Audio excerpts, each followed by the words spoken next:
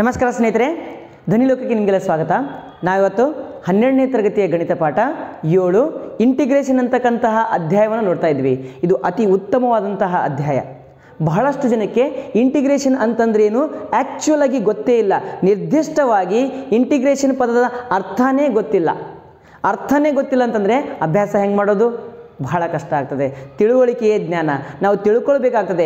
Integration ಪಾಠ ನಾವು ಕಲಿತಾ ಇದ್ದೀವಿ ಅಂತಂದರೆ ಯಾವುದಕ್ಕೆ ಕಲಿಬೇಕು, ಅದರ ಒಳ ಉಪಯೋಗ ಏನು, ನಿತ್ಯ ಜೀವನದಲ್ಲಿ ಅದರ ಉಪಯೋಗಗಳೇನು, ಅದನ್ನು ನಾವು ಹೆಂಗೆ ಅರ್ಥೈಸಿಕೊಳ್ಬೇಕು ಅಂತಕ್ಕಂಥ ಸವಿವರವಾದಂತಹ ವಿಡಿಯೋ ನಿಮ್ಮ ಮುಂದೆ ಇದೆ.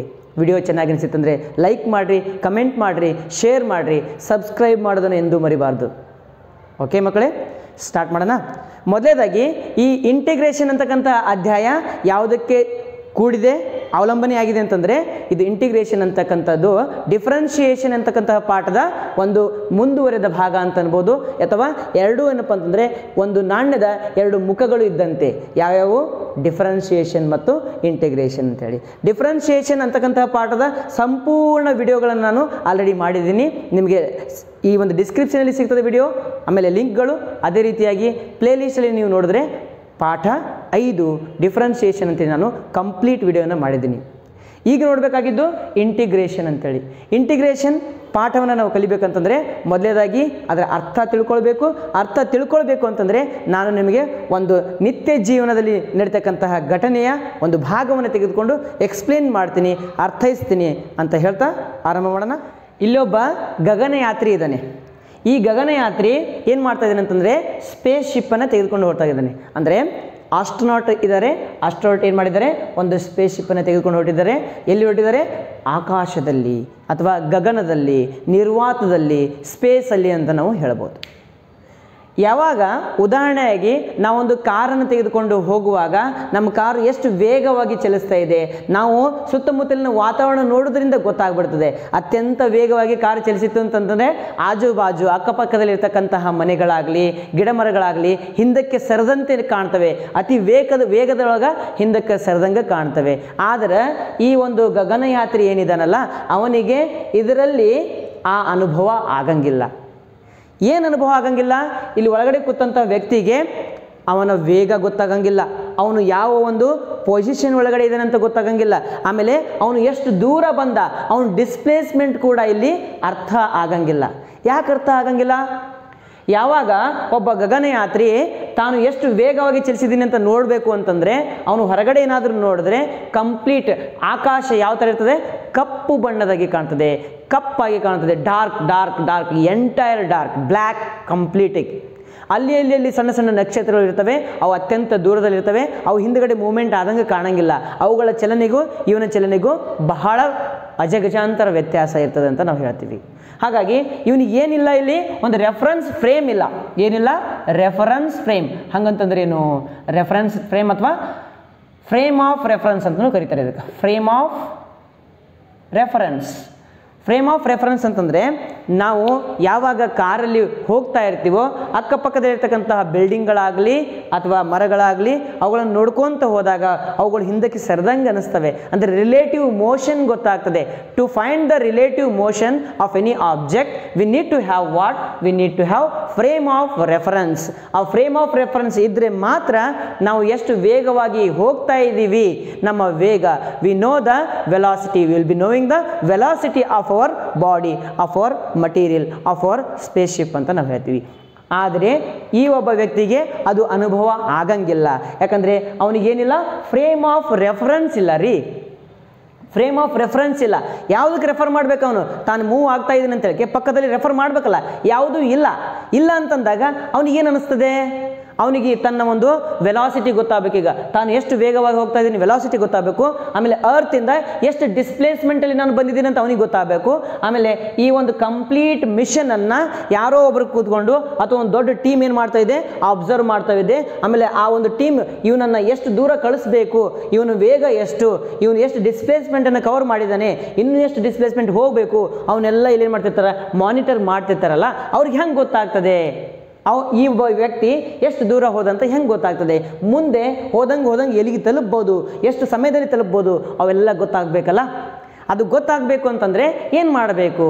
ಈಗ ಈ ವ್ಯಕ್ತಿಯ ಡಿಸ್ಪ್ಲೇಸ್ಮೆಂಟ್ ನಮಗೆ ಗೊತ್ತಿಲ್ಲ, ಆದರೆ ಈ ಒಂದು ವಾಹನ ವೆಹಿಕಲ್ ಏನಿದೆಯಲ್ಲ ಅಥವಾ ಈ ಒಂದು ಸ್ಪೇಸ್ಶಿಪ್ ಏನಿದೆಯಲ್ಲ, ಈ ಸ್ಪೇಸ್ಶಿಪ್ದು ವೇಟ್ ನಮಗೆ ಗೊತ್ತೈತಿ, ಮಾಸ್ ನಮ್ಗೆ ಗೊತ್ತೈತಿ. ವೇಟ್ ಅನ್ನೋಕ್ಕಿಂತ ಮಾಸ್ ಅನ್ಬೋದು. ಇದ್ರದ್ದು ಮಾಸ್ ನಮಗೆ ಗೊತ್ತಿದೆ, ಮಾಸ್ ಒಂದು. ಆಮೇಲೆ ಏನಪ್ಪ ಅಂತಂದರೆ ಇಲ್ಲಿ ಒಂದು ರಿಲೇಟಿವ್ ಮೋಷನ್ ಸಲುವಾಗಿ ಎನರ್ಜಿ ಯೂಸ್ ಆಗ್ತದೆ, ಎನರ್ಜಿ ಕನ್ಸ್ಯೂಮ್ ಆಗ್ತಾ ಇದೆ. ಅಂದರೆ ಇದಕ್ಕೆ ನಾವು ಎಂತ ಕರಿತೀವಿ? ಎನರ್ಜಿ, ಪರ್ಪೆಂಡಿಕ್ಯುಲರ್ ಎನರ್ಜಿ ಫಾರ್ಮೇಷನ್ ಆದಾಗ ಥ್ರಸ್ಟ್ ಪ್ರೊಡ್ಯೂಸ್ ಆಗ್ತದೆ. What is thrust? It is the perpendicular force acted on a surface. ಯಾವಾಗ ಆ ಸ್ಪೇಸ್ ಶಿಪ್ಪನ್ನು ಲಾಂಚ್ ಮಾಡಬೇಕು ಅಂತ ನಾವು ರೆಡಿ ಮಾಡ್ತೀವೋ, 10, 9, 8 ಅಂತ ಹಿಂಗೆ ಓದ್ಕೊತ ಹೋಗ್ತಾರಲ್ಲ, ಹೇಳ್ಕೊತ ಹೋದಾಗ 0 ಅಂತ ಸ್ಟಾರ್ಟ್ ಅಂತ ಹೇಳ್ತಾರಲ್ರಿ, ಅವು ಕಂಪ್ಲೀಟ್ ಪ್ರಪಲ್ಷನ್ ಎಂಜಿನ್ ಸ್ಟಾರ್ಟ್ ಆಗ್ತದೆ. ಆಮೇಲೆ ಕಂಪ್ಲೀಟ್ ಏನಪ್ಪ ಅಂತಂದ್ರೆ ಅದು ಹೊಗೆಯನ್ನು ಅನ್ನೋದಕ್ಕಿಂತ ಆ ಒಂದು ಏನಂತಾರೆ ಫೋರ್ಸ್, ಪರ್ಪೆಂಡಿಕ್ಯುಲರ್ ಫೋರ್ಸ್ ಏನಾಗ್ತದೆ, ಅರ್ಥಗೆ ಬಡಿತದ, ಭೂಮಿಗೆ ಬಡಿದು ಮ್ಯಾಗ್ ಸ್ಪೇಸ್ ಶಿಪ್ ಏನಾಗ್ತದೆ, ಲಾಂಚ್ ಆಗ್ತದಲ್ಲ. ಆ ಲಾಂಚ್ ಆಗುವಾಗ ಇದಕ್ಕೆ ಥ್ರಸ್ಟ್ ಅಂತ ಕರಿತೀವಿ ನಾವು. ಏನಂತ ಕರಿತೀವಿ? ಥ್ರಸ್ಟ್ ಅಂತ ಕರಿತೀವಿ. Thrust is the perpendicular force acted on surface, on a given surface by a body or object ಅಂತ ನಾವು ಹೇಳ್ತೀವಿ. ನಮಗೆ ಇದ್ರದ್ದು ಥ್ರಸ್ಟ್ ಗೊತ್ತಿದೆ, ಥ್ರಸ್ಟ್ ಇಷ್ಟೇ ಇದೆ ಅಂತ ಗೊತ್ತಿದೆ. ಹೆಂಗೆ ಥ್ರಸ್ಟ್ ಗೊತ್ತಾಗ್ತದೆ? ಮಾಸ್ ಮತ್ತು ಮಾಸ್ ಇದ್ರ ಮೇಲೆ ಡಿಪೆಂಡ್ ಐತಿ, ಥ್ರಸ್ಟ್ ಮೇಲೆ ಡಿಪೆಂಡ್ ಐತಿ. ಆ ಥ್ರಸ್ಟ್ ನಮಗೆ ಗೊತ್ತಾಯಿತು ಅಂತಂದರೆ ಥ್ರಸ್ಟ್ ನಮಗೆ ಗೊತ್ತಿರ್ತದೆ, ಆಮೇಲೆ ಮಾಸ್ ಗೊತ್ತಿರ್ತದೆ. ಇನ್ನೊಂದೇನು ಗೊತ್ತಾಗುತ್ತದೆ ಅವಾಗ? ವೆಲಾಸಿಟಿ ಗೊತ್ತಾಗ್ತದೆ. ಮಾಸ್, ವೆಲಾಸಿಟಿ, ಥ್ರಸ್ಟ್ ಇವು ಮೂರು ಏನಪ್ಪ ಅಂತಂದರೆ ರಿಲೇಟೆಡ್ ಅಂತ ನಾವು ಹೇಳ್ಬೋದು. ಯಾವ ಥರ related? Change in momentum is nothing but what? Force. Same change in momentum is also called as thrust ಅಂತ ನಾವು ಹೇಳ್ತೀವಿ. ಹಾಗಾಗಿ ಮಾಸ್ ಇಂಟು ವೆಲಾಸಿಟಿ ಅಂತ ಬಂದಾಗ ನಮ್ಗೆ ಥ್ರಸ್ಟ್ ಸಿಗ್ತದೆ. ಮಾಸ್ ಇದೆ, ಥ್ರಸ್ಟ್ ಇದೆ, ಹಾಗಾಗಿ ವೆಲಾಸಿಟಿಯನ್ನು ನಾವು ಫೈಂಡ್ ಔಟ್ ಮಾಡ್ಬೋದು with the help of thrust. ಈಗ ಇವನಿಗೇನು ಸಿಕ್ತು? ಈಗ ವೆಲಾಸಿಟಿ ಸಿಕ್ತು. ಯಾವುದ್ರ ವೆಲಾಸಿಟಿ ಸಿಕ್ತು? ಈ ಒಂದು ಮಟೀರಿಯಲ್ ವೆಲಾಸಿಟಿ ಅಥವಾ ಸ್ಪೇಸ್ ಶಿಪ್ದು ಏನು ಸಿಕ್ತು ನಮ್ಗೆ? ವೆಲಾಸಿಟಿ ಸಿಕ್ತು. ಈಗ ವಿ ಗಾಟ್ ವೆಲಾಸಿಟಿ, ನಮ್ಗೆ ಸಿಕ್ತಪ್ಪ. ಏನು ಸಿಕ್ತು? ವೆಲಾಸಿಟಿ ಸಿಕ್ತು. This is the known thing. Velocity is the known thing. But velocity known thing, ನನಗೇನು ಬೇಕಾಗಿದೆ? ಇದು ಎಷ್ಟು ದೂರ ಹೋಗಿದೆ. ವೆಲಾಸಿಟಿ ಗೊತ್ತಾಯಿತು ಒಂದನೇದು. ಎರಡನೇದು ಏನು? ಎಷ್ಟು ದೂರ ಹೋಯಿತು. ಇದು ಡಿಸ್ಪ್ಲೇಸ್ಮೆಂಟ್ ನಾವು ಫೈಂಡ್ ಔಟ್ ಮಾಡಬೇಕು. We don't know the displacement. Displacement is the unknown quantity year. Displacement ಏನಪ್ಪ? ಅದು displacement is the unknown quantity. ನಮಗೆ ಗೊತ್ತಿಲ್ಲದೆ ಇರತಕ್ಕಂತಹ ವಸ್ತು ಯಾವುದಿಲ್ಲಿ? ಡಿಸ್ಪ್ಲೇಸ್ಮೆಂಟ್ ಅಂತ ನಾವು ಹೇಳ್ತೀವಿ. ಆಮೇಲೆ ಡಿಸ್ಪ್ಲೇಸ್ಮೆಂಟ್, ವೆಲಾಸಿಟಿ ಎರಡು ರಿಲೇಟೆಡ್ ಇದ್ದಾವೆ. Rate of change of displacement is nothing but what? Velocity. Velocity it is the gradient ಅಂತ ನಾವು ಹೇಳ್ಬೋದು. ಏನದು ಗ್ರೇಡಿಯಂಟ್ ಅಂತಂದರೆ? Gradient is the rate of change of something with respect to time, with respect to given thing. ಒಂದು ವಸ್ತು ಇದೆ, ಆ ವಸ್ತು ಇನ್ನೊಂದು ವಸ್ತುವಿನ ಬದಲಾವಣೆ ಆದಂಗೆ ಎಷ್ಟು ಬದಲಾವಣೆ ಆಗ್ತಾ ಇದೆ, ಆ ಬದಲಾವಣೆಯ ರೇಷ್ಯೋ, ಆ ರೇಷ್ಯೋನ ನಾವೇನಂತ ಕರಿತೀವಿ? ಗ್ರೇಡಿಯಂಟ್ ಅಂತ ನಾವು ಕರಿತೀವಿ. ಇದನ್ನು ನಾವು ಆಲ್ರೆಡಿ ಡಿಫ್ರೆನ್ಷಿಯೇಷನಲ್ಲಿ ನೋಡಿದ್ದೀವಿ. ಇನ್ನೊಂದು ಸರಿ ನೀವು ವಿಡಿಯೋ ನೋಡಿದ್ರೆ ಗೊತ್ತಾಗ್ತದೆ. ಇಲ್ಲಿ ನಮಗೆ ವೆಲಾಸಿಟಿ ಅಂತಕ್ಕಂಥದ್ದು ಗ್ರೇಡಿಯಂಟ್ ಅಂತ ನಾವು ಹೇಳ್ತೀವಿ. ಯಾವುದರ ಗ್ರೇಡಿಯಂಟ್ ಇದು? ಡಿಸ್ಪ್ಲೇಸ್ಮೆಂಟ್ ಡಿವೈಡೆಡ್ ಬೈ ಟೈಮ್ ಅಂತ ನಾವು ಹೇಳ್ಬೋದು. Displacement divide by time is nothing but what? Velocity. ವೆಲಾಸಿಟಿಯನ್ನು ನಾವು ಫೈಂಡ್ ಔಟ್ ಮಾಡಬೇಕು, ಅಥವಾ ವೆಲಾಸಿಟಿ ಗಿವನ್ ಇದೆ ಅಂತಂದರೆ, ವೆಲಾಸಿಟಿ ನೋನ್ ಥಿಂಗ್ ಇದೆ ಅಂತಂದರೆ, ಅವಾಗ ನಮ್ಮ ಡಿಸ್ಪ್ಲೇಸ್ಮೆಂಟ್ ಫೈಂಡ್ ಔಟ್ ಮಾಡಬೇಕು ಅಂತಂದರೆ ಏನು ಗ್ರಾಫ್ ಹಾಕ್ಬೇಕು ನಾನು? Displacement divide by time. ಡಿಸ್ಪ್ಲೇಸ್ಮೆಂಟನ್ನು ನಾನು ವೈ ಆಕ್ಸಸ್ ತೊಗೊತೀನಿ, ಟೈಮನ್ನು ನಾನು ಎಕ್ಸ್ ಆಕ್ಸಸ್ ಅಂತ ತೊಗೊತೀನಿ. ಈಗ ನಮಗೆ ಏನು ಗೊತ್ತಿದ್ದಾವೆ? ವೆಲಾಸಿಟಿ ನೋನ್ ಥಿಂಗ್ಸ್ ಇದ್ದಾವೆ. ಹಾಗಿದ್ರೆ ನಾವು ಕೆಲವೊಂದಿಷ್ಟು ನೋನ್ ಥಿಂಗ್ಸನ್ನು ನಾವೇ ಅಸ್ಯೂಮ್ ಮಾಡ್ಕೊಳ್ಳೋಣ. ಅಸ್ಯೂಮ್ ಮಾಡಿಕೊಂಡು ತಿಳ್ಕೊಂಡು ಒಂದು ಗ್ರಾಫ್ ಹಾಕೋಣ. ಒಂದು ಗ್ರಾಫ್ ಹಾಕಿ ಆ ಒಂದು ಗ್ರಾಫ್ ಒಳಗಡೆಯಿಂದ ನಾವೇನು ಮಾಡೋಣ? ಡಿಸ್ಪ್ಲೇಸ್ಮೆಂಟನ್ನು ಫೈಂಡ್ ಔಟ್ ಮಾಡೋಣಂತೆ. ಅಂದರೆ ಈ ಒಂದು ವಸ್ತು ಎಷ್ಟು ದೂರ ಕ್ರಮಿಸ್ತು, what is the distance or displacement covered by the space ship ಅಂತ ನಾವು ಫೈಂಡ್ ಔಟ್ ಮಾಡಬೇಕು with the help of velocity. We know the velocity, now we have to find out the displacement of space ship with the help of displacement time graph. Let us consider the spaceship is traveling at a speed or velocity of 60 km/h. ಏನು sir 60 km/h ಅಂತಂದ್ರೆ ನಮ್ಮ bike ಹೋಗ್ತದ್ರಿ ಅಷ್ಟು ಸಮೀಪ, ಅಷ್ಟು slow ಹೋಗ್ತದೇನ್ರಿ? ಇದು ಚಾನ್ಸೇ ಇಲ್ಲ. ಈ ಒಂದು ಅರ್ತಿಂದ ಹೊರಗೆ ಹೋಗ್ಬೇಕಂತಂದರೆ 11.2 km/s ಅಷ್ಟು ಸ್ಪೀಡಲ್ಲಿ ಹೋಗ್ಬೇಕಿದು. ಆದ್ರೆ ನಾನು ಸಿಂಪ್ಲಿಫಿಕೇಷನ್ ಸಲುವಾಗಿ ನಮ್ಮ ಒಂದು ಕ್ಯಾಲ್ಕುಲೇಷನ್ ಸಿಂಪಲ್ ಆಗಿರಲಿ ಅಂಥೇಳಿ ಏನು ತಗೊಳ್ತಾ ಇದ್ದೀನಿ? ಸುಮ್ಮನೆ Okay, let the speed, initial speed of the or initial velocity of the spaceship is 60 km per hour. First 2 hours ಅದು 60 km per hour ಹೋಗಿದೆ. ಆಮೇಲೆ ನೆಕ್ಸ್ಟ್ 1 ಕಿಲೋಮೀಟರ್ ಏನು ಮಾಡಿದೆ ಅಂತಂದರೆ ಅದು 100 km per hour. ಅಷ್ಟು ವಿದಿನ್ ಅ ಸೆಕೆಂಡ್ ಮತ್ತು propulsion engine ಇನ್ನೊಂದು ಸ್ಟಾರ್ಟ್ ಆಗಿ ನೆಕ್ಸ್ಟ್ ಲೆವೆಲ್ ಒಳಗೆ ಫಾಸ್ಟಾಗಿ ಹೊಂಟೈತಿ. First 60 km per hour 2 hours, ಆಮೇಲೆ ಏನಪ್ಪ ಅಂತಂದರೆ 100 km per hour 1 ಅವರ್ ಹೋಗಿದೆ. 100 km per hour 1 ಅವರ್ ಹೋಗೈತಿ. 60 km per hour 2 ಅವರ್ಸ್ ಹೋಗೈತಿ. ಅದನ್ನ ಇಲ್ಲಿ ಬರೀತೀನಿ ನೋಡ್ರಿ. Let 60 km per hour be the initial velocity of spaceship and at the next level the velocity increases due to the propulsion engine ಅಂತ ನಾವು ಹೇಳ್ಬೋದು. ಎಷ್ಟಪ್ಪ? 100 up to 100 km per hour, up to 100 km per hour for per hour. ಇಷ್ಟು ಏನಿದೆ ಇದು ನಮಗೆ ಗೊತ್ತಿರ್ತಕ್ಕಂತಹ velocity. ಯಾವುದ್ರ velocity? ನಮ್ಮ ಸ್ಪೇಸ್‌ಶಿಪ್ದು ವೆಲಾಸಿಟಿ. ಹಾಗಿದ್ರೆ ಒಂದು ಸಿನಾರಿಯೋನ ತಗೊಳ್ಳೋಣ ಅಂತ ನಾವು. ಸಿನಾರಿಯೋನಕ್ಕಿಂತ ಒಂದು ಕ್ವಶನ್ ಯಾರೋ ಒಬ್ಬರು ಅರೈಸ್ ಮಾಡಿದ್ದಾರೆ. ಏನಂತ ಕ್ವಶನ್ ಅಂತಂದರೆ, ಹೌದು ರೀ ಏನಂತ ಹೇಳಿದ್ರಿ, ಈಗ ಫಸ್ಟ್ ಇನಿಷಿಯಲಿ ಇದ್ರದ್ದು ವೆಲಾಸಿಟಿ 60 km per hour ಐತಿ ಫೇಸ್ 1 ಒಳಗಡೆ. ಫೇಸ್ 2 ಒಳಗಡೆ ಏನಾಯಿತು, ಇದ್ರದ್ದು ವೆಲಾಸಿಟಿ 100 km per hour ಐತಂತ ನೀವು ಹೇಳಿದ್ರಿ. ಓಕೆ, ಒಪ್ಕೊಂಡ್ವಿ. ಈಗ ಪ್ರಶ್ನೆಯನ್ನು ಕೊಡ್ತೀನಿ. ಏನು ಪ್ರಶ್ನೆ ಅದು? ಪ್ರಶ್ನೆ ಏನಂತಂದರೆ, ಈ ಒಂದು ಸ್ಪೇಸ್ ಶಿಪ್ ಏನಿದೆಯಲ್ಲ, ಗಗನ ನೌಕೆ, ಇದು 2 ಅವರ್ಸ್ 60 km per hour ಹೋಗಿದೆ. ಆಮೇಲೆ 1 ಅವರ್ 100 km per hour ಹೋಗಿದೆ. ಹಾಗಿದ್ರೆ ಇದ್ರದ್ದು ಡಿಸ್ಪ್ಲೇಸ್ಮೆಂಟನ್ನು ಫೈಂಡ್ ಔಟ್ ಮಾಡ್ರಿ. ಇದು ಪ್ರಶ್ನೆಯಪ್ಪ. ಏನು ಪ್ರಶ್ನೆ ಗೊತ್ತಾಯ್ತಾ? 2 hours for 60 km per hour, ಆಮೇಲೆ 1 hour for 100 km per hour. What we need to find out? We need to find out the displacement. Displacement is equal to question mark. ಇದನ್ನು ನಾವು find out ಮಾಡಬೇಕು. ಇದನ್ನು find out ಮಾಡಬೇಕು ಅಂತಂದರೆ ಒಂದು ಗ್ರಾಫನ್ನು ಹಾಕಬೇಕಾಗ್ತದೆ. ಯಾವ graph ಹಾಕಬೇಕು ನಾವು? ಡಿಸ್ಪ್ಲೇಸ್ಮೆಂಟ್ ಓವರ್ ಟೈಮ್ ಗ್ರಾಫನ್ನು ಹಾಕೋಣಂತೆ. ಯಾವ ಟೈಮ್ ರೀ? Displacement over time. ಟೈಮನ್ನು ಎಕ್ಸ್ ಅಂತ ತೊಗೊತೀನಿ. ಡಿಸ್ಪ್ಲೇಸ್ಮೆಂಟ್ ಅಂತಕ್ಕಂಥದ್ದು ಒಂದು ಫಂಕ್ಷನ್, ಅದು depends on time. Time change ಆದಂಗೆ ಡಿಸ್ಪ್ಲೇಸ್ಮೆಂಟ್ ಚೇಂಜ್ ಆಕ್ಕೊಂತ ಹೋಗ್ತದೆ. ಹಾಗಾಗಿ ಎಫ್ ಆಫ್ ಎಕ್ಸ್ ಅಥವಾ ವಾಯ್ ಅಂತ ತೊಗೊತೀನಿ. This is y is nothing but what? F of x. This is the displacement, this is the time. ಮೊದಲೇದಾಗಿ 1 ಅವರ್ 2 ಅವರ್ 3 ಅವರ್ ಅಂತ ನಾನು ತೆಗೆದುಕೊಳ್ತೀನಿ. ಫಸ್ಟ್ ಅವರಲ್ಲಿ ಎಷ್ಟು ಕಿಲೋಮೀಟ್ರಪ್ಪ? 2 ಕಿಲೋಮೀಟರ್ಸ್. ಹಾಗಿದ್ರೆ 60 ಕಿಲೋಮೀಟರ್ಸ್. ಹಾಗಿದ್ರೆ 2 ಅವರ್ಸಲ್ಲಿ ಎಷ್ಟು ಕಿಲೋಮೀಟರ್ ಆಗ್ತದೆ ಅದನ್ನು ನೋಡಬೇಕಲ್ಲ ನಾವು. ಗೊತ್ತಾಯ್ತಾ? 1 ಅವರ್ 60 ಕಿಲೋಮೀಟರ್, 2 ಅವರ್ ಅಂದರೆ 120 ಕಿಲೋಮೀಟರ್. ಹಾಗಿದ್ರೆ ಮೊದಲು ಏನು ಮಾಡ್ತೀನಿ ನಾನು? 1 hour 60 kilometer is the displacement. ಇಲ್ಲಿಗೆ ತೊಗೊತೀನಿ. ನೆಕ್ಸ್ಟ್ 2 ಅವರ್ಸ್ ಅಂತಂದರೆ 120 ಕಿಲೋಮೀಟರ್ಸ್. ಇದರಲ್ಲಿ ತಗೊಂಡಂತೆ ಅವಾಗ ಇದು ಡಾಟೆಡ್ ಲೈನ್ ತೊಗೊತೀನಿ. ಇಲ್ಲಿ ಪಾಯಿಂಟ್ ಬರ್ತದೆ. ಆಮೇಲೆ ಸ್ಟಾರ್ಟ್ ಮಾಡಿದಾಗ 0,0ನೇ ಇತ್ತು. ಯಾವುದು? Space ship. ಸ್ಟಾರ್ಟಿಂಗಲ್ಲಿ 0,0 ಇತ್ತು. ಯಾವಾಗ ಸ್ಟಾರ್ಟ್ ಆಯ್ತಲ್ಲ ಅವಾಗ ಅದರದ್ದು ಡಿಸ್ಪ್ಲೇಸ್ಮೆಂಟ್ ಚೇಂಜ್ ಹಾಕೊಂತ ಹೊಂಟು ನೋಡ್ರಿ.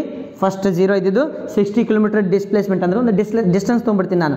ಡಿಸ್ಪ್ಲೇಸ್ಮೆಂಟ್ ಡಿಸ್ಟೆನ್ಸ್ ಎರಡು ಒಂದೇ ಯಾಕಂತಂದರೆ ಸ್ಟ್ರೇಟ್ ಲೈನ್ ಒಳಗೆ ಹೊಂಟೈತಿದ್ದು. ಸ್ಟ್ರೇಟ್ ಲೈನ್ ಒಂದೇ ವೆಲಾಸಿಟಿ ಇದ್ದಾಗ displacement is equal to distance ಆಗಿಬಿಡ್ತದೆ. ಅಂದರೆ 60 ಕಿಲೋಮೀಟರ್ ಡಿಸ್ಪ್ಲೇಸ್ಮೆಂಟ್ ಅಥವಾ ಡಿಸ್ಟೆನ್ಸ್ 1 ಅವರ್ ಒಳಗೆ ಟ್ರಾವೆಲ್ ಆಯಿತು. ಸೆಕೆಂಡ್ ಅವರ್ ಒಳಗಡೆ 120 ಕಿಲೋಮೀಟರ್ ಅಂತ ಆಯಿತು. ಥರ್ಡ್ ಅವರ್ ಒಳಗಡೆ ಏನಾಗ್ತದೆ? ಥರ್ಡ್ ಅವರ್ ಒಳಗಡೆ ಚೇಂಜ್ ಆಗಿಬಿಡ್ತು. ಏನು ಚೇಂಜ್ ಆಯಿತು? 100 kilometre per hour. That is rate of change of velocity per unit time. That is per 1 hour the displacement is 100 kilometer for the third hour.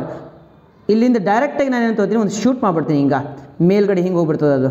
Okay, ಸ್ಟೀಫ್ ಆಗಿ line ಬರ್ತದೆ. ಯಾವ ಥರ ಬರ್ತದಪ್ಪ line? ಅದು ಸ್ಟೀಫ್ ಅಂತಂದ್ರೆ ಬಹಳ ನೇರವಾಗಿ ಲೈನ್ ಹೋಗ್ಬಿಡ್ತದೆ. ಅಂದರೆ ಡಬಲ್ ಆಗಿಬಿಡ್ತದೆ ಆಲ್ಮೋಸ್ಟ್ ಅಲ್ಲ. ಹಾಗಾಗಿ ಈ ಥರ ಪಾಯಿಂಟ್ ತೊಗೊಂಡ್ಬಿಡ್ತೀನಿ ನಾನು. ಇದೇನಾಗ್ತದೆ ಥರ್ಡ್ ಅವರ್ ಅಂತ ನಾವು ಹೇಳ್ಬೋದು. ಈ ಥರ್ಡ್ ಅವರಲ್ಲಿ ಮೊದಲು ಎಷ್ಟಿತ್ತು 120 ಕಿಲೋಮೀಟರ್ ಡಿಸ್ಟೆನ್ಸ್ ಆಯಿತು. ಈಗೇನಾಯಿತು 100 ಕಿಲೋಮೀಟರ್ನ ಅದರೊಳಗೆ ಆ್ಯಡ್ ಮಾಡ್ಬೇಕು ನಾನೀಗ. ಇಲ್ಲಿಂದ ಇಲ್ಲಿಗೆ 60 ಕಿಲೋಮೀಟರ್ ಹೋಗೈತಿ, ಇಲ್ಲಿಂದ ಇಲ್ಲಿಗೆ 60 ಕಿಲೋಮೀಟರ್, ಇದು 100 ಕಿಲೋಮೀಟರ್. 60 + 60 120, 120 + 100 ಏನಾಗ್ತದೆ ರೀ 220 ಕಿಲೋಮೀಟರ್ ಆಯಿತು. ಎಷ್ಟಾಯಿತು 220 kilometer is the distance at third hour ಅಂತ ನಾವು ಹೇಳ್ಬೋದು.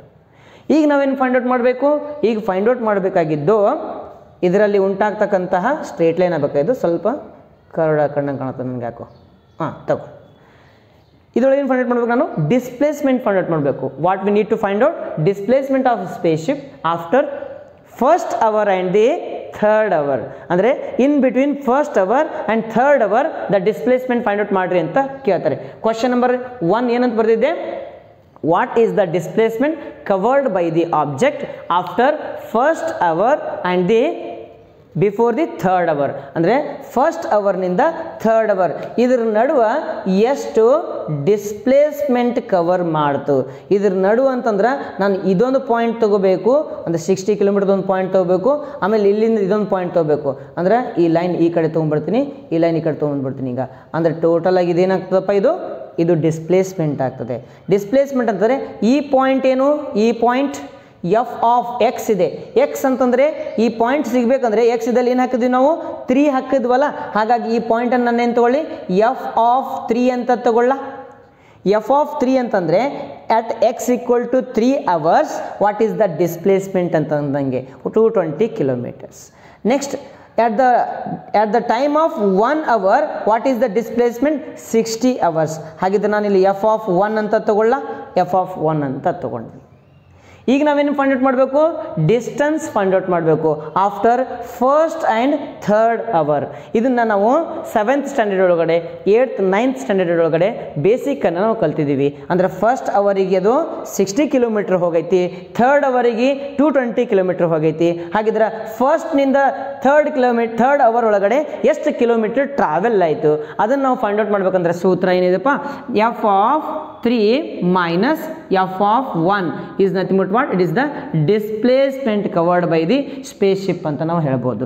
f of 3 ಅಂತಂದರೆ 220 kilometre minus 60 kilometre is the f of 1 value. This is nothing but what? 160 kilometer is the displacement traveled by the given object. What is the displacement here? 160 kilometer ಅಂತ ನಾವು ಹೇಳಿದ್ವಿ. 160 kilometre ಏನು ಮಾಡ್ತಿದ್ದು? Spaceship travel ಮಾಡ್ತು. ಇದು ಯಾವಾಗ ಗೊತ್ತಾಯ್ತು ನಮಗೆ?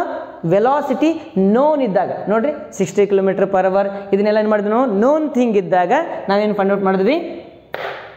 ಡಿಸ್ಪ್ಲೇಸ್ಮೆಂಟನ್ನು find out ಮಾಡಿದ್ವಿ. ಸರಿನಾ? ಇದು ಸಿಂಪಲ್ ಥಿಂಗ್ ಆಯಿತು. ಇದಕ್ಕಿಂತ ಇನ್ನು ಬೇರೆ ವೇ ಒಳಗಡೆ ಇದನ್ನು ನಾವು ಏನು ಮಾಡ್ಬೇಕಂತಂದ್ರೆ ರಿಪ್ರೆಸೆಂಟ್ ಮಾಡಬೇಕು. ಬೇರೆ ವೇ ಒಳಗೆ ರಿಪ್ರೆಸೆಂಟ್ ಮಾಡ್ಬೇಕಂತಂದ್ರೆ ನಾನೇನು ಮಾಡ್ತೀನಿ ಅಂದರೆ displacement time graph ತೊಗೊಳಂಗಿಲ್ಲ.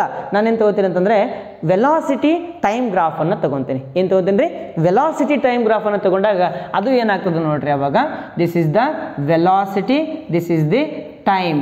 Velocity is nothing but what? Velocity. What is velocity? Rate of change of displacement. Change of displacement. ನೆನಪಿರಲಿ. ಚೇಂಜ್ ಆಫ್ ಅಂತಂದಾಗ ಡಿಫ್ರೆನ್ಸಿಯೇಷನ್ ಬರಲೇಬೇಕಾ? ಚೇಂಜ್ ಆಫ್ ಅಂದಾಗ ಡಿಫ್ರೆನ್ಸಿಯೇಷನ್ ಅಂತಂದರೆ ಎಫ್ ಆಫ್ ಎಕ್ಸ್ ಇದೆ. F of x ಅಂತಂದ್ರೆ ನಾನು just ಒಂದು function ಅಂತ ತೊಗೊಂಡಾಗ ಚೇಂಜ್ ಆಫ್ ದ ಫಂಕ್ಷನ್ ಹೆಂಗೆ ಬರಿತೀಯಾ? ಎಫ್ ಡ್ಯಾಶ್ ಆಫ್ ಎಕ್ಸ್ ಅಂತ ಬರಿತೀಯಾ. ಎಫ್ ಡ್ಯಾಶ್ ಆಫ್ ಎಕ್ಸ್ ಅಂತಂದ್ರೇನು? dy/dx ಅಂತಂದಂಗೆ. ಎಫ್ ಆಫ್ ಎಕ್ಸ್ ಅಂತಂದ್ರೆ y ಅಂತಂದಂಗೆ. Change in y with respect to time ಅಂತಂದಾಗ ನಾವು ಎಫ್ ಡ್ಯಾಶ್ ಆಫ್ ಎಕ್ಸ್ ಅಂತ ತಗೊತೀವಿ. ಅದೇ ರೀತಿಯಾಗಿ change in y, what is y? Displacement. Change in y with respect to time is nothing but what? Displacement ಅಲ್ಲ, sorry, velocity. Change in y ಅಂತಂದ್ರೇನು? Displacement. Displacement with respect to time ಅಂತಂದಾಗ ಏನು ಸಿಗ್ತದೆ ನಮ್ಗೆ? ವೆಲಾಸಿಟಿ ಅಂತ ಸಿಗ್ತದೆ. ಅಂದರೆ velocity ಬದಲಿ ನಾನು ಏನು ಬರಿಬೇಕಿಲ್ಲಿ? ಎಫ್ ಆಫ್ ಎಕ್ಸ್ ಬರಿಬಾರ್ದು, ಎಫ್ ಡ್ಯಾಶ್ ಆಫ್ ಎಕ್ಸ್ ಬರಿಬೇಕಾಗ್ತದೆ. ಎಫ್ ಡ್ಯಾಶ್ ಆಫ್ ಎಕ್ಸ್ ಯಾಕ್ರಿ ಸರ? ಎಫ್ ಆಫ್ ಎಕ್ಸ್ ಅಂದರೆ displacement, f dash of x ಅಂತಂದ್ರೆ rate of change of displacement. ಅರ್ಥ ಆಯ್ತಾ? ಎಫ್ ಆಫ್ ಎಕ್ಸ್ ಅಂತಂದರೆ displacement, f dash of x ಅಂತಂದರೆ rate of change of displacement ಅಂತ ನಾವು ಹೇಳ್ತೀವಿ. ಹಾಗಾಗಿ ವೆಲಾಸಿಟಿ ಬದಲು ಏನು ಬರೆದೆ ನಾನಲ್ಲಿ displacement, rate of change of displacement ಅಂತ ಬರೆದೆ, ಎಫ್ ಡ್ಯಾಶ್ ಆಫ್ ಎಕ್ಸ್ ಅಂತ ಆಯಿತು. ಟೈಮ್ ಮಾತ್ರ ಸೇಮ್ ಇರ್ತದೆ, ಟೈಮಲ್ಲಿ ಏನೂ ಪ್ರಾಬ್ಲಮ್ ಇರೋಂಗಿಲ್ಲ. ಆಮೇಲೆ ಟೈಮ್ ಏನೇನು ಕೊಟ್ಟಿದ್ದಾರೆ ಅದನ್ನು ಮೊದಲು 1 ಅವರ್ ಅಂತ ಕೊಟ್ಟಿದ್ದಾರೆ, 2 ಅವರ್ ಅಂತ ಕೊಟ್ಟಿದ್ದಾರೆ, 3rd ಅವರ್ ಅಂತ ಕೊಟ್ಟಿದ್ದಾರೆ. ಸರಿನಾ? ಮೊಟ್ಟ ಮೊದಲಿಗೆ what is the first time, first 0th second ಅಥವಾ 0.1th ಸೆಕೆಂಡ್ ಏನಾಗ್ಬಿಡ್ತಪ್ಪ ಅದರದ್ದು ವೆಲಾಸಿಟಿ 60 km/h ವೆಲಾಸಿಟಿ ಆಗ್ತದೆ. 60 km/h. ಯಾಕೆ? ಇನ್ಸ್ಟೆಂಟ್ ಒಳಗಡೆ ವೆಲಾಸಿಟಿ ತೊಗೊಂಡ್ಬಿಡ್ತದೆ. ಅದು ಇನ್ಸ್ಟೆಂಟ್ ಒಳಗಡೆ ವೆಲಾಸಿಟಿ ತೊಗೊಂಡಾಗ ಅದರ 60 km/h ಅಂತಂದರೆ ನಾನು ಏನು ತೊಗೊಂತೀನಿ ಫಸ್ಟಿಗೆ ಇಲ್ಲಿ 60 km/h ಕಿಲೋಮೀಟರ್/ಅವರ್ ಬರಿಬೇಕಾಗ್ತದೆ. ಯಾಕಂದರೆ ಇದು ಗ್ರೇಡಿಯಂಟ್ ವ್ಯಾಲ್ಯೂ ಈಗ ನಾವು ತಗೋತಾ ಇರೋದು. ಗ್ರೇಡಿಯಂಟ್ ಅಂತಂದರೆ ಪರ್ಟಿಕ್ಯುಲರ್ ಪಾಯಿಂಟ್ ಒಳಗಡೆ ಏನಿರ್ತದೆ ಅದರದ್ದು ವ್ಯಾಲ್ಯೂ, ಅದು ಗ್ರೇಡಿಯಂಟ್ ವ್ಯಾಲ್ಯೂ ಅಂತ ನಾವು ಕರಿತೀವಿ. ಆಮೇಲೆ 100 km/h ಯಾವಾಗಿದು? ಸೆಕೆಂಡ್ ಟೈಮ್ ಇದ್ದಾಗ. ಸರಿನಾ? ಫಸ್ಟ್ ಅವರಲ್ಲಿ ವಾಟ್ ಈಸ್ ದ ಗ್ರೇಡಿಯಂಟ್?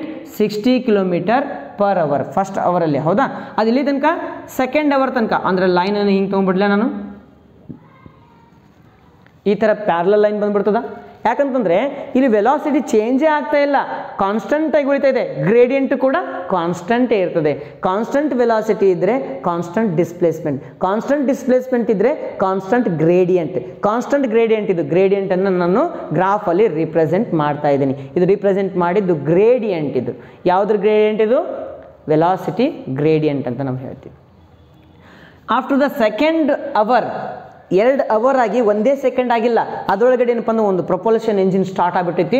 ಸಡನ್ನಾಗಿ 60 km/h ಇದ್ದಿದ್ದು 100 km/h ಏನಾಗ್ಬಿಟ್ಟದಪ್ಪ ಅದರದ್ದು ಸ್ಪೀಡ್ ಆಗೈತಿ, ವೆಲಾಸಿಟಿ ಆಗೈತಿ. ಸ್ಪೀಡ್ ಅನ್ನೋಕ್ಕಿಂತ ವೆಲಾಸಿಟಿ ಅನ್ಬೋದು. ಹಾಗಿದ್ರೆ ಇಲ್ಲಿಂದ ಏನು ತೊಗೊಂತೀನಿ ನಾನು? ಡೈರೆಕ್ಟಾಗಿ ಒಂದು ಪಾಯಿಂಟ್ ತೊಗೊಂಡ್ಬಿಡ್ತೀನಿ. ಎಲ್ಲಿಗೆ? 60 km/h ಇದ್ದು ಸಡನ್ನಾಗಿ ಏನಾಗ್ಬಿಡ್ತದಪ್ಪ ಡೈರೆಕ್ಟ್ 100 km/h ಆಯಿತು. ಇಲ್ಲಿಂದ ಇಲ್ಲಿ ತನಕ 1 ಅವರ್ ಡಿಸ್ಟೆನ್ಸ್, 1 ಅವರ್ ವೆಲಾಸಿಟಿ ಅದನ್ನು ಕೂಡ ಕಾನ್ಸ್ಟೆಂಟಾಗಿ ಉಳಿತದೆ ಏನಿಲ್ಲ? ಕಾನ್ಸ್ಟೆಂಟಾಗಿ ಯಾಕೆ ಉಳಿತದ? 1 ಅವರ್ 100 km/h ತೊಗೊಂಡಿದ್ದೀವಿ ನಾವು. ನಾವೇನು ಫೈಂಡ್ ಔಟ್ ಮಾಡಬೇಕೀಗ? After what is the displacement, what is the displacement after displacement after first and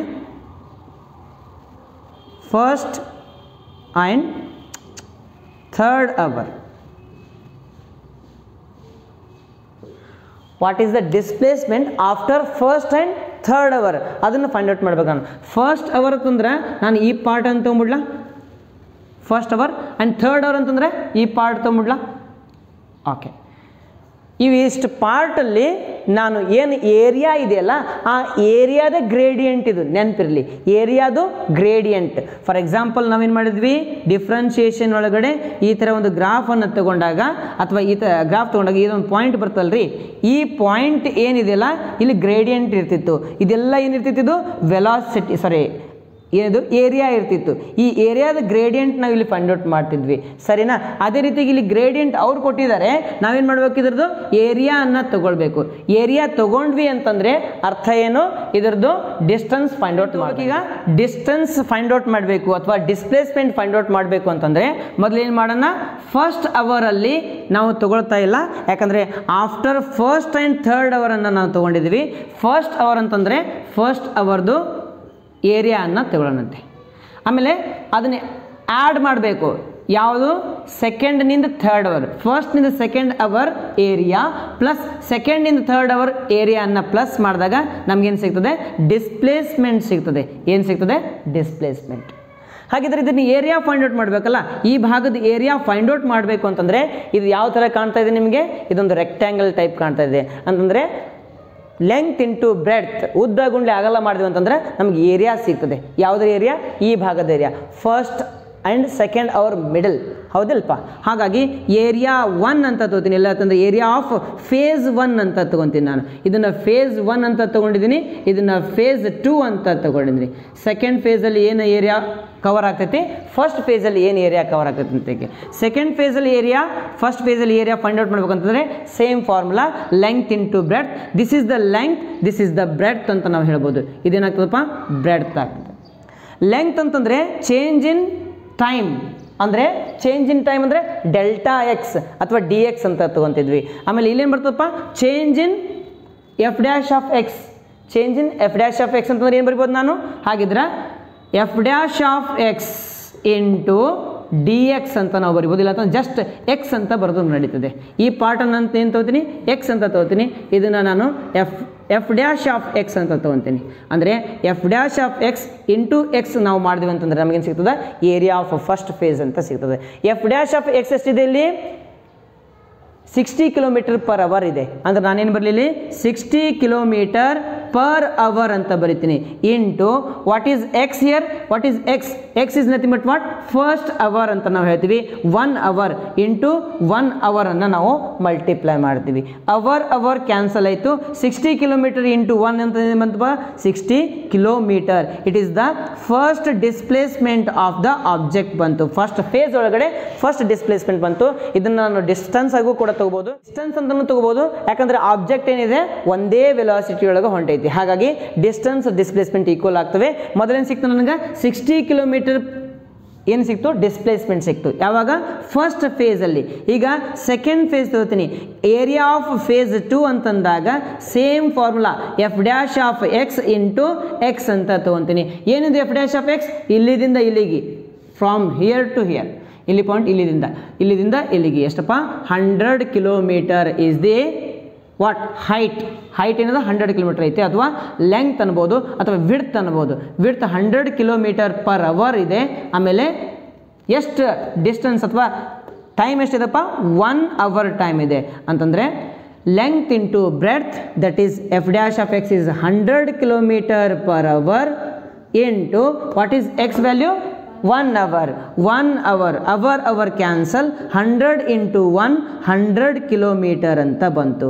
ಈಗ ನಾವೇನು ಮಾಡಬೇಕು, ಟೋಟಲ್ ಡಿಸ್ಪ್ಲೇಸ್ಮೆಂಟ್ ಫೈಂಡ್ ಔಟ್ ಮಾಡಬೇಕು, ಹೌದಲ್ಲ. ಟೋಟಲ್ ಡಿಸ್ಪ್ಲೇಸ್ಮೆಂಟ್ ಅಂದರೆ ಫೇಸ್ 1 ಏರಿಯಾ ಪ್ಲಸ್ ಫೇಸ್ 2 ಏರಿಯಾನ ಆ್ಯಡ್ ಮಾಡಿದ್ರೆ ಏನು ಸಿಗ್ತದ, A1 ಪ್ಲಸ್ A2 ಆ್ಯಡ್ ಮಾಡಿದ್ರೆ ನಮ್ಗೆ 60 plus is equal to 60 plus 100 km ಅಂತ ಸಿಗ್ತದೆ.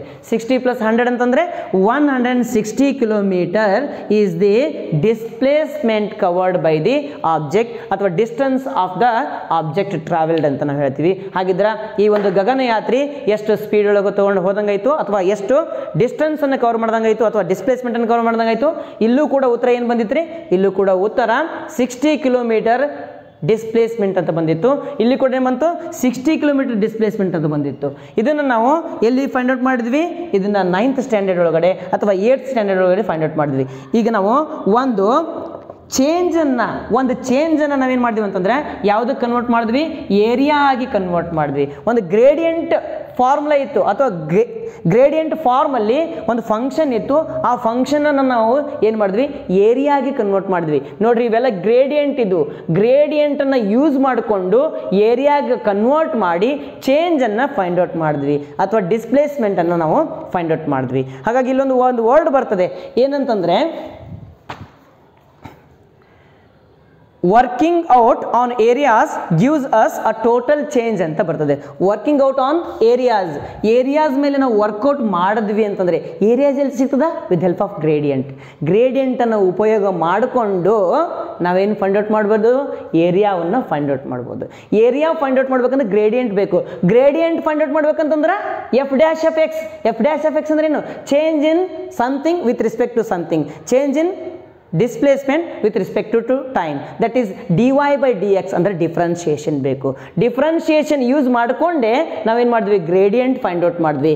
ಗ್ರೇಡಿಯಂಟ್ ಒಳಗಡೆ ಏರಿಯಾ ಯೂಸ್ ಮಾಡಿಕೊಂಡೆ ನಾವೇನು ಫೈಂಡ್ ಔಟ್ ಮಾಡಿದ್ವಿ ಅಂತಂದರೆ ಬೇಕಾದಂತಹ ಚೇಂಜನ್ನು ಫೈಂಡ್ ಔಟ್ ಮಾಡ್ಕೊಂಡ್ವಿ. ಅಂದರೆ ಬೇಕಾದಂಥ ಚೇಂಜ್ ನಾವು ಸಿಗಬೇಕು ಅಂತಂದರೆ ನಮ್ಗೇನೇನು ಬೇಕು, ಡಿಫ್ರೆನ್ಷಿಯೇಷನ್ ಹೆಲ್ಪ್ನೂ ಬೇಕಾಗ್ತದೆ, ಇಂಟಿಗ್ರೇಷನ್ ಹೆಲ್ಪ್ನೂ ಬೇಕಾಗ್ತದೆ. ಇಲ್ಲಿ ಸಿಂಪಲ್ ಆಗಿ ನಾವೇನು ತೊಗೊಂಡಿದ್ವಿ, 60 km/h ಅಂತ ತೊಗೊಂಡಿದ್ವಿ, 100 km/h ಅಂತ ತೊಗೊಂಡ್ವಿ. ಇದು ಏನು, ಒಂದು ಸಿಂಪಲ್ ವ್ಯಾಲ್ಯೂಸ್. ಹಾಗೆ ಇಲ್ಲಿ ಇರಂಗಿಲ್ಲ. ನಿಜವಾಗ್ಲೂ ಒಬ್ಬ ಗಗನಯಾತ್ರಿ 60 km/h ಹೋಗಂಗಿಲ್ಲ.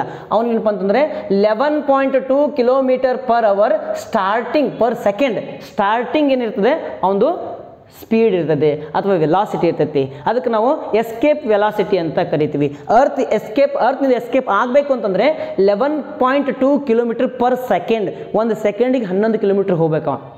ಹಾಗಿದ್ದಾಗ ನಾವು ತೊಗೊಂಡಿದ್ದಷ್ಟು 60 km/h 100 km/h ಸುಮ್ಮನೆ ನಮ್ಮ ಅಸಂಪ್ಷನ್ ಸಲುವಾಗಿ ಅಥವಾ ನಮ್ಮ ಕ್ಯಾಲ್ಕುಲೇಷನ್ ಈಸಿ ಆಗಲಿ ಅಂತ ತೊಗೊಂಡಿದ್ವಿ. ಆದರೆ ಇಷ್ಟು ಈಸಿ ಏನಿರಂಗಿಲ್ಲ ಈ ಒಂದು ಗಗನಯಾತ್ರಿಯ ಸ್ಪೇಸ್ಶಿಪ್ ಹಾಗಿರಂಗಿಲ್ಲ. ಇದು ಹೆಂಗಿರ್ತದೆ ಸ್ಪೇಸ್ಶಿಪ್ ಅಂತಂದರೆ, ಮೊದಲು 35 ಕಿಲೋಮೀಟರ್ 2 ಸೆಕೆಂಡ್ ಒಳಗಡೆ ಹೋಗ್ತದೆ. ನೆಕ್ಸ್ಟ್ 30 ಕಿಲೋಮೀಟರ್ ಅಂತಂದರೆ ಹೆಚ್ಚು ಕಡಿಮೆ ಅದು ಬರೀ 1 ಸೆಕೆಂಡ್ ತೊಗೋಬೋದು. ಇಲ್ಲ ಅಂತಂದರೆ 25 ಕಿಲೋಮೀಟರ್ ನೆಕ್ಸ್ಟ್ ಇದ್ದಿದ್ದು 20 ಸೆಕೆಂಡ್ ತೊಗೋಬೋದು, ಅಥವಾ 100 ಕಿಲೋಮೀಟರ್ 2 ಮಿನಿಟ್ ತೊಗೋಬೋದು. ಅಂದರೆ ಫಸ್ಟ್ ಫೇಸಲ್ಲಿ ಅದರದ್ದು ವೆಲಾಸಿಟಿ ಈ ಥರ ಇದೆ, ಸೆಕೆಂಡ್ ಫೇಸಲ್ಲಿ ಈ ಥರ ವೆಲಾಸಿಟಿ, ಥರ್ಡ್ ಫೇಸಲ್ಲಿ ವೆಲಾಸಿಟಿ, ಫೋರ್ತ್ ಫೇಸಲ್ಲಿ ವೆಲಾಸಿಟಿ, ಹಿಂಗೆ ಹಂಡ್ರೆಡ್ಸ್ ಆಫ್ ಫೇಸಸ್ ಇದ್ದಾವೆ. ಒಂದಲ್ಲ ನೂರಾರು ಫೇಸಸ್ ಇದ್ದಾವೆ. ಅವಾಗ ಗ್ರಾಫ್ ಏನು ಬರ್ತದೆ, ಹಿಂಗೆ ಸ್ಟ್ರೇಟ್ ಬರಂಗಿಲ್ಲ. ಅವಾಗ ಗ್ರಾಫ್ ಯಾವ ಥರ ಬರ್ತದೆ, ಗ್ರಾಫ್ ಅವಾಗ ಈ ಥರ ಹಿಂಗೆ ಈ ಥರ ಏನಪ್ಪ ಅಂತಂದ್ರೆ ಒಂಥರ ಕರ್ವ್ ಬಂದ್ಬಿಡ್ತೈತಿ. ಕರ್ವ್ ಟೈಪ್ ಈ ಥರ ಮನಸ್ಸು ಬಂದಂಗೆ ಕರ್ವ್ ಬರ್ತದೆ. ಅವಾಗ ಈ ಥರ ಕರ್ವ್ ಬಂದಾಗ ಅವಾಗ ಏನು ಮಾಡ್ತೀರಿ, ಅವಾಗ ನನಗೇನು ಮಾಡಬೇಕು, ಈ ಒಂದು ಕರ್ವ್ ಎಷ್ಟು ಡಿಸ್ಪ್ಲೇಸ್ಮೆಂಟ್ ಇದೆ ಅಥವಾ ಇದು ಎಷ್ಟು ಡಿಸ್ಟೆನ್ಸ್ ಕವರ್ ಮಾಡೈತಿ ಅಂತ ನಮ್ಗೆ ಗೊತ್ತಾಗಬೇಕು. ಅವಾಗ ಗೊತ್ತಾಗಬೇಕು ಅಂತಂದ್ರೆ ನನ್ನ ಪರ್ಟಿಕ್ಯುಲರ್ ಪಾಯಿಂಟ್ ಒಳಗಡೆ ಏನು ಮಾಡಬೇಕಾಗ್ತದೆ, ಸಣ್ಣ ಏರಿಯಾಗಳು ತೊಗೊತ ಹೋಗಬೇಕಾಗ್ತದೆ. ಆ ಸಣ್ಣ ಏರಿಯಾಗಳು ತೊಗೊತ ಹೋಗಿ ಆ ಸಣ್ಣ ಚೇಂಜಸ್ಗಳನ್ನ ನಾವು ಫೈಂಡ್ ಔಟ್ ಮಾಡ್ಕೊತ ಅದ್ರ ಮ್ಯಾಗ ಸ್ಟಡಿ ಮಾಡ್ಕೊತ ಹೋದಾಗ ನಮಗೇನು ಸಿಗ್ತದೆ, ಬೇಕಾದಂತಹ ಚೇಂಜ್ ಸಿಗ್ತದೆ. To find the change we need to work on areas under that gradient ಅಂತ ನಾವು ಹೇಳ್ತೀವಿ. ಹಾಗಾಗಿ ಡಿಫ್ರೆನ್ಷಿಯೇಷನ್ ಮತ್ತು ಇಂಟಿಗ್ರೇಷನ್ ಬೇರೆ ಅಲ್ಲ, ಅವೆರಡೂ ಕೂಡ ಒಂದೇ ನಾಣ್ಯದ ಎರಡು ಮುಖಗಳು ಅಂತ ನಾವು ಹೇಳ್ಕೊಂತ ಈ ಒಂದು ಭಾಗದ ವಿಡಿಯೋನ ಇಲ್ಲಿಗೆ ಮುಗಿಸ್ತೀವಿ. ವಿಡಿಯೋ ನಿಮಗೆ ಚೆನ್ನಾಗಿ ಅನಿಸಿತ್ತಂದ್ರೆ ಇನ್ನೊಮ್ಮೆ ಲೈಕ್ ಮಾಡಿರಿ, ಕಮೆಂಟ್ ಮಾಡಿರಿ, ಶೇರ್ ಮಾಡಿರಿ, ಸಬ್ಸ್ಕ್ರೈಬ್ ಮಾಡೋದನ್ನ ಮರಿಬೇಡ್ರಿ. ಧನ್ಯವಾದಗಳು.